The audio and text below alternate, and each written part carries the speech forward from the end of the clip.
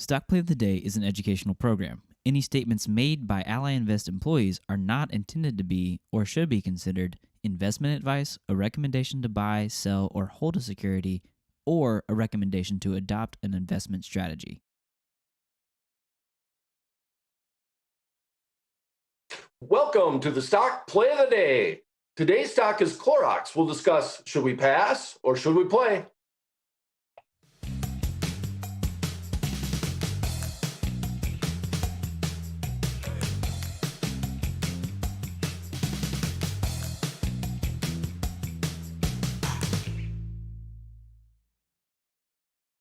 Hello, I'm Brian Overby. I'm the senior options analyst at Ally Invest. And I'm Lindsey Bell, Chief Investment Strategist at Ally Invest. Well, Lindsey, I have a chart of the S&P 500 index. So the new year is starting a little bit down. It looks like we were going to open up, but all of a sudden we had a little bit of a reversal. What do you see going on in the markets this week? Yeah, getting pretty red out there in the S&P 500 today. In fact, all major indices have turned down this morning after hitting new highs at the open. They've turned red going into the noon hour here on the East Coast. So, it's hard to say exactly what's driving it. There's a lot of news that's going to come out this week, Brian. First and foremost, we've got our eyes on the rise in COVID cases. We've already reached over 20 million cases here in the US, which of course is a scary reality that the virus has not yet subsided, even though vaccines are in fact being deployed in the US as well as across the globe, including AstraZeneca finally getting their first shot out in Europe today. So that's positive news. But when I look at the week overall, there's some question marks. Tomorrow we've got the big Senate runoff race in Georgia. Over the weekend, we got some news about potential election concerns by the Trump and a call that he made to some folks in Georgia to overturn the results there. And so that might have investors on edge. Also, we get the big December non-farm payrolls, that jobs number, that monthly number that we always look forward to.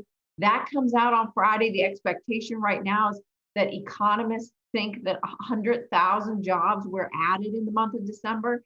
Now, that would be a decline from what we saw in November. There was about 245,000 jobs added during that month. So a bit of a slowdown is expected. So all eyes will be on that. We did get some manufacturing data out this morning. The PMI manufacturing data came in a little better than expected. We're going to get more manufacturing and services data as the week goes on. So I think there's a lot on investors' minds as we enter the first week of the year, the first trading day of the year. And don't forget, Brian, if you look at that chart again, we had a pretty darn good December, right? The S&P 500 was up 3.7% for the month of December. Year to date, the S&P 500, believe it or not, ended up 16.3%. Who would have thought that back in March when we were, really falling off a cliff because of the pandemic? The pandemic numbers, like I said, the COVID numbers are much higher now than they were then, than they were in the summer. And the market continues to, for the most part, the trend continues to be steadily higher. And, you and I were talking before the show, and the steadily higher part, I think, is the most important part that you see on the right-hand side of this chart. It's not like what we saw going into the summer before that sharper sell-off in the middle of the chart there. That was a much steeper climb, much faster, and so we fell off a cliff faster. The other good news is, we have had a stimulus bill passed. Those stimulus checks are getting to the consumers and small businesses that need them. That's a positive. We have vaccines that are coming out. Like I said, more are coming to the market. There is a little bit of concern about distribution and how that's going to happen and how quickly that can happen. But there's positive news out there to offset some of this uncertainty that we're seeing here. But we do come into the new year with valuations really high, trading at over 22 times on a PE basis. The S&P 500 is. That's a premium to the 16.5% historical average. But we've been trading at a premium for the better part of a year. That's just kind of what happens in the earlier stages of a recovery.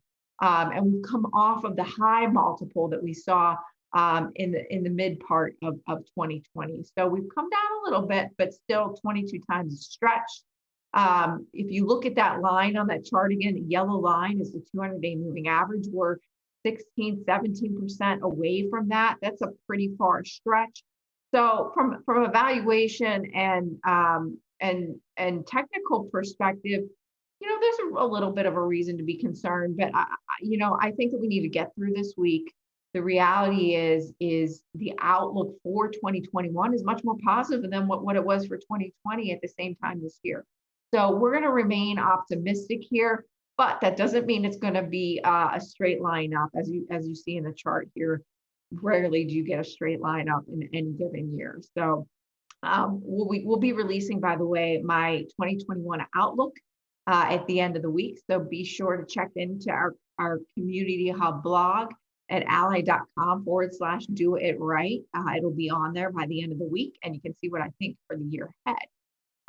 But overall, yeah, choppy action this morning, a lot of red, including the VIX, Brian, moving higher by double digits. What do you make of it? I mean, clearly investors are nervous today. Yes, and the VIX is showing that. Now, I have the VIX chart here. This is my little watch list that I keep for the VIX index overall. And once again, we see the VIX spike above that 25 level. So over here on the right-hand side, we actually see the big spike up that we've had. So that's kind of one of the bigger spikes that we've had throughout the month of December. Now we're in January. So first time we've really had a big spike to the upside. But the biggest thing here, once again, is that we just can't break below that 20 level. And we saw that even in the strong month that we had in December, we still hung out between the 20 and 25% range on the VIX index. So today we get a little bit of a move to the upside, to the downside, and we get a big move to the upside in the VIX. And what's important to me, or what we've been talking about a lot all through 2020, and now into 2021, is that as we go out in time and we look at the March, February, the futures that track that VIX index, they're up around the 28% level. So to see the VIX this high and then to go on out to the February, March expiration and see that the marketplace is actually expecting that volatility to stay steady all the way through, all the way out until, well, actually in April, we're still around 27% implied volatility. It just means that there is a lot of uncertainty, even though we're at these new highs. And even going into the new year, now we see a bigger spike up in the VIX. So that creates the nervousness that just kind of, if we could get a move down below the 20 level, I would believe a little bit stronger in this bullish trend to the upside. All right, so today we're going to talk about Clorox, symbol CLX. It's been definitely one of the winners since the pandemic was announced, since the March downturn. What do we see in Clorox going forward, Lindsey? Yeah, Brian, before I get into Clorox, just a reminder to everybody that we are going to be answering your live questions at the end of the show. So be sure to type them into the chat box on the right, and we'll get to as many as we can at the end. So again, let's dig into Clorox. It's our stock play of the day today. Looking at the chart here, Clorox really, it has been this big beneficiary of the pandemic. Sales have gone just through the roof for this company as demand for its products, its disinfecting products, its cleaning products have really skyrocketed during the pandemic. I mean, I remember at the beginning, and even still today, it's kind of hard to find Clorox products on shelves anymore. But this is a stock that in the last year is up 31%. It's also been a beneficiary during the uncertain times of 2020 because of its 2.2% dividend yield. So it's outperformed the S&P 500 on an absolute basis, up 31% versus 16% for the S&P 500. And its dividend yield at 2.2% is higher than the S&P 500 dividend yield at 1.5% these days, if you can believe it's gotten that low.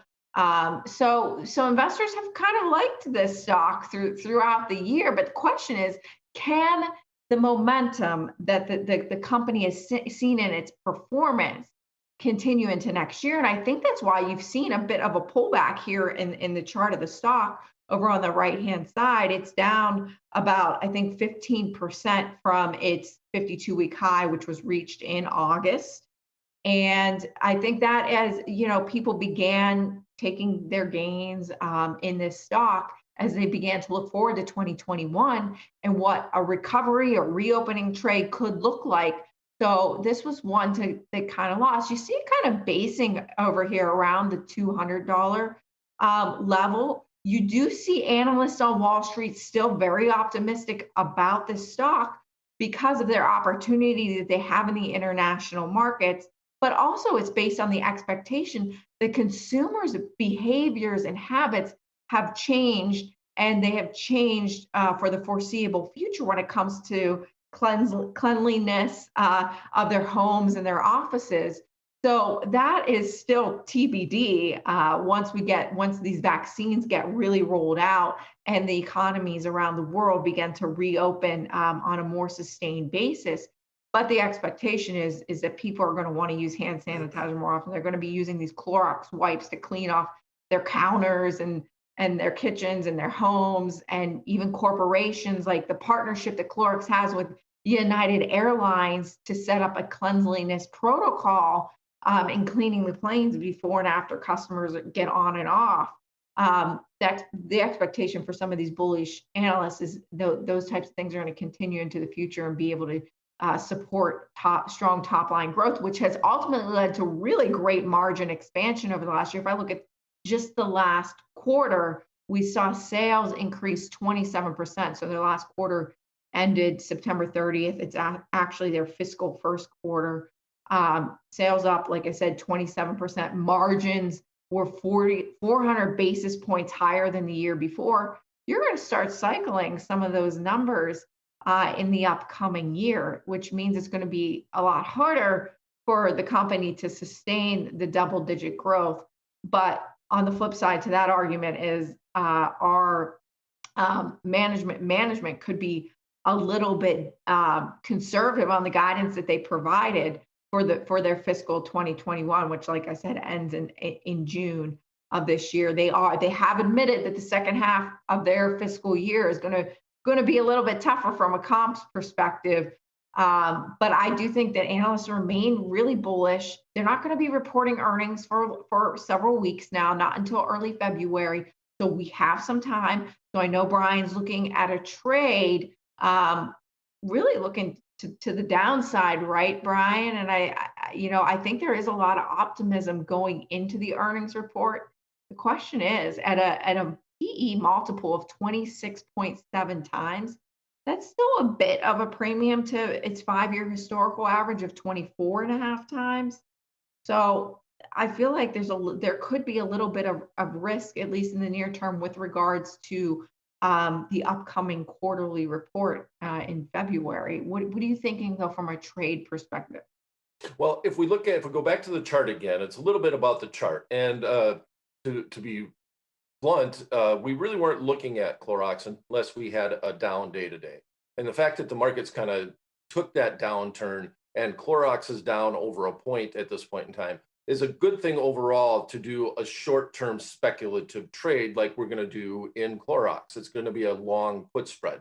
And I just wanted to highlight on the chart that we see a lot of consolidation in the stock. It's trying to decide if it wants to go higher or lower. Many of the things that Lindsey talked about are reasons why it may go higher, but then again, we've had such a big run up, and will it continue overall? So if I look at the chart, if we get a little bit more of a break to the downside, 200 seemed to be a very interesting level. We're down to, we're right at 200 as we speak. If I look in the upper left-hand corner of the chart. And this is just an interesting range. We see a lot of touches down around the 192, 193 level, just going back to the June timeframe, where that provided a lot of support. Now, that would be an interesting area if you were thinking about doing a long trade. Right now, we're just going to do something not meant to be a recommendation, as always, on the stock play of the day. We're just trying to learn. The chart looks a little bit interesting. We got a little bit of a down day, so let's do a bearish trade in Clorox.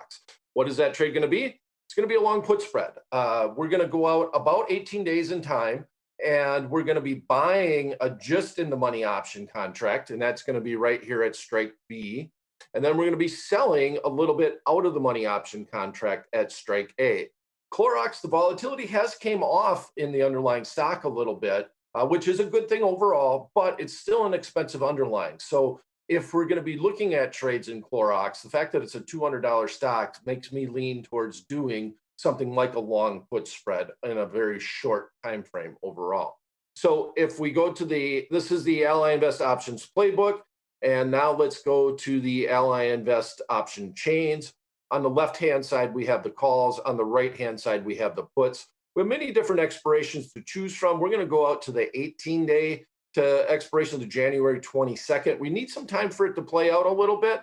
But when you're doing long spreads, you also got to be careful about the time frame that you're picking, because you are buying one option contract that wants the market to go down. You're buying a put option that wants it to go down. But you're selling a put option that wants the market to actually stay neutral or go up. So in order for long put spreads to max out, you want to be right on your forecast a little closer to the expiration date, because you need some time decay to take effect in that short option contract. So here's where we're at. Underlying markets right at 200. We're going to buy the 202.50 put, and I do that just by clicking on the little checkbox over here. Once for buy, twice for sell. And then we're going to sell the 195 put. That's trading for right around $2. Now, on our chart, we're kind of targeting the 193 area, saying that that's an area where you might get a little bit of support from it, a resistance from the market going down. And because of that, though, we're going to do the 195 as opposed to the 192. Usually, if you're targeting a price, you want to sell something that would benefit or go beyond that price to the downside. So because we're looking at the 193 level, we're going to sell the 195 level here on this trade. So let's get to the paper trade. Here it is in the Ally Invest options workbench. We're looking at the 202.50 puts. We're going to be buy with the January 22nd expiration, at the same time selling the 195 puts. They're trading right now for about 3.25. That's $3.25. The maximum that it could trade for would be 7.5. So the 325 is the risk. We're going to have a little less risk than the potential upside, and I kind of like setting up spreads that way, in that I'm going to minimize my risk to that net debit that I paid for it, but I have a little bit more upside if the market does get down to 195. So I'm going to stick this in the right rail, and this will be our official paper trade. Once again, not meant to be a recommendation here, but here's the official paper trade. We're going to be buying to open the 202.50 January 22 puts, selling to open one of the January 22 195 puts. We're going to try to get this done. We'll make it, we'll work it at the midpoint. A midpoint fill is never guaranteed, but $3.25 is where we're going to put that at. That will be our max risk on that trade overall. And let me just run down and take a quick peek at our profit and loss calculator and kind of highlight. This looks very similar to what we just saw in the Ally Invest options playbook. Here's where the underlying stock is at. So we're just a little bit in the money on the put that we bought. We see that we have a little less downside as opposed to the upside. Upside right now at expiration would be $455 for every 1-by-1 spread that we do. The downside here would be, if we filled at the 325, would be $325 overall. And this colored line is kind of highlighting that as expiration approaches, we want this option contract to decay a little bit. So let me highlight that. I'm going to go all the way down to 1 day, and I'll regraph it. And now you see that the colored line is morphing into the dotted line at the expiration date. So that kind of highlights the fact that we would like this, our target to be reached closer to the expiration date, basically later rather than sooner overall. All right, Lindsey. Well, I see we got a few questions in the chat box already, but I think it's time to address them. Yes. Wayne is back. He says, Happy New Year, Lindsey and Brian. Happy New Year to everybody, all of our viewers today. I think we're all glad to get rid of the year 2020. But Wayne says, I had a great options year in 2020. Thanks to the education from both of you. Let's do it bigger in 2021. We will sure do our best, right, Brian? Yeah, excellent. Thanks, Wayne. Thanks for the nice comments. And so he also says, Brian, the SPX butterfly from December 8th was golden. With VIX at 27 today and SPX piling back 2%, would you suggest it's a good time for another bullish butterfly? Well, I do overall, I like butterflies when the volatility is higher. So when the VIX is trading around the 27%, that means to initially put on the butterfly will be cheaper than if the VIX was trading around 20%, for example. So I do like that trade in indexes when we have high volatility levels. And the volatility index is actually tracking the index that you want to trade in. So I guess that would be a thumbs up overall. Okay. We've got a question from Rob Hansen. What's the advantage of this trade over a bull call spread? Okay, so well, we're bearish on this overall trade. So if you were going to do a bear call spread, which I think that might have been the intention, you're looking more so for a neutral to bearish movement on the bear call spread. The bear call spread is usually done out of the money, bringing a net credit to the account. This isn't a bad underlying to look at bear call spreads because of the $200 stock. You can get a decent amount of credit for the risk, so the risk reward isn't that shabby. But this is a little bit more aggressive trade doing the long put spread. We're looking for it to go make a decent move to the downside because of what we saw on the chart, as opposed to just selling something and just hoping that time decays and the stock either stays where it's at or drifts lower overall. All right. And then there is one more question, and this is my bad, from Mike 196. Last week you said you weren't familiar with ARK Invest. I hope this changed since then. They're on a dip for the first time in a while. Check it out, see if it's a buy for you guys. I have to admit, I didn't do my homework over the holidays on ARK Invest. I know it's been one of the more popular investments on the Ally Invest platform lately.